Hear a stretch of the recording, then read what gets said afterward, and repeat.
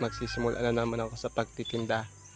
Ito yung ating mga baso, stick o kutsara, marshmallow, sprinkle, gatas, chocolate.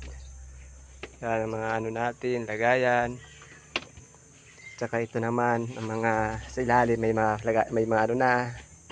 Yun, oh, mga toppings, 'di ba? Ayos na. Tsaka ito yung ating styrofoam na bagong gawa.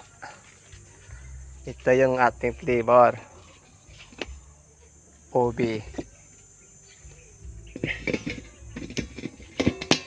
Sunod. Strawberry. Ayaw ma, di ko napansin ma. Di na ako nakahawak ng itak ma. Diyan lang yan sa masulok-sulok. Yan.